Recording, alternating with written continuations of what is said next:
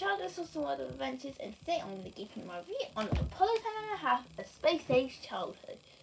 So this movie enters on the boy called Stanley, where it goes through his life in the 60s and how he was recruited for a NASA mission or the big Apollo 11 mission.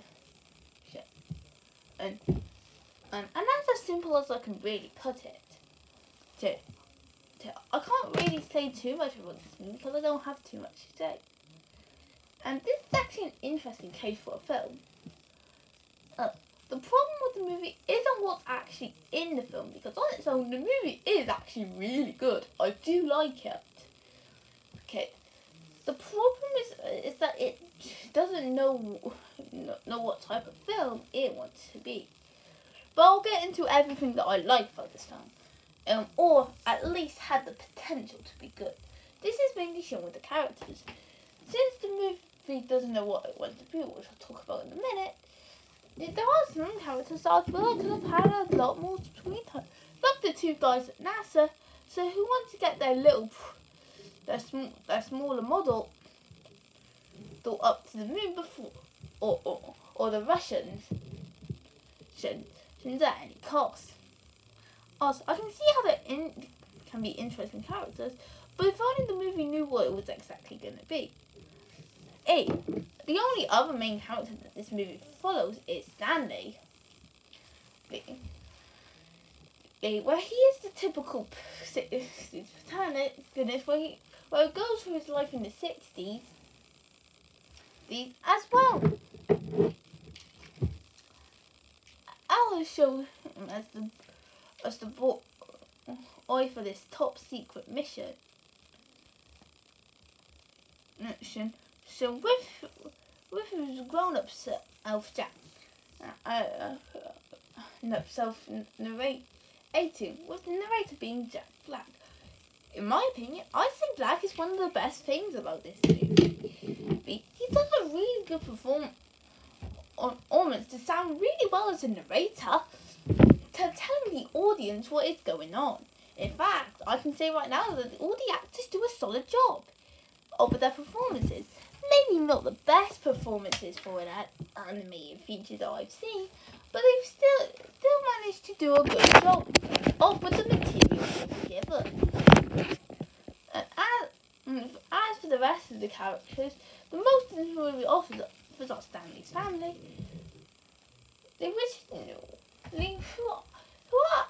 Who do have the potential to be likable characters, but with the issue I'm going to talk about in a minute, they don't. The most that I can say that is good about them is the acting, and then there's the story. Both elements this story wants to try and tell are really good. I like the idea this movie has with the space door, or take place before the big Apollo 11 mission, and the office does show life in the 60s really well. I really got into both of these stories, and they sounded quite interesting. However, I feel like the movie's biggest problem is that it doesn't know if it wants to be a space movie or a movie set in the 60s. It tries to do both at the same time, yet it doesn't have the right formula to expose of arcs together.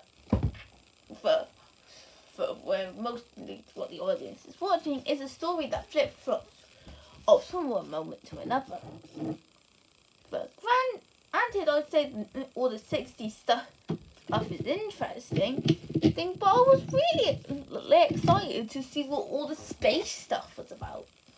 Since this is technically a space movie, but since it doesn't really go into space, it does feel more like a disappointment. But again, this is not to say that the story or the movie itself is bad. In fact, I can say that if both stories were their own separate films, they would have worked really well. I can see how the space narrative can be interesting. Think if even history of space travel. For the 60s, it's really does show the element and give history of what life was back in the day. And being like a commercial back show for those times, and they introduced these youngsters to what that life is like. But then there was actually one thing in this movie that I can say a man was actually surprisingly well done, and that was the animation. And since this movie is over mature grown up animated film, so the animation is a more mature looking style. Yeah, it's actually a really nice looking style on its own. One thing I really like is the designs, but it looks so realistic. They showing the Alex is in a good form. As far as having some really nice down-to-earth movements that are like a real person, it also sort of emphasises itself for the background and to show that realism was what this movie was trying to accomplish. But with all this realistic that this movie wants to offer, there is a big question people would have, and that is why I make this an animated film where it can or should mainly be a live action. I can definitely see how it would have worked better if they did it as a live action film. Mainly with how the mouths barely move with the dialogue, so you can't really tell what the people are saying. You can go actually thinking. Okay, but there is a reason why it's animated, and that is how it uses the 60s nostalgia. Keep in mind, nostalgia is one of the biggest things that this movie tries to accomplish, and it shows it off really well, in my opinion. You're doing a good job of showing the nostalgic value.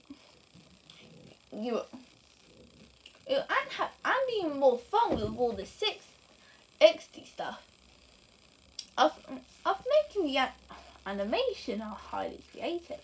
So overall, I can say I was kind of disappointed, but I can't say I was fully disappointed because Apollo 10.5: A Space Age Artifact on its own is a really good movie. I feel like if it had a better direction of what it wanted to be, it could have made a strong film. It has a nice, strong story, characters that I want to know more about. I'll add some really nice animation.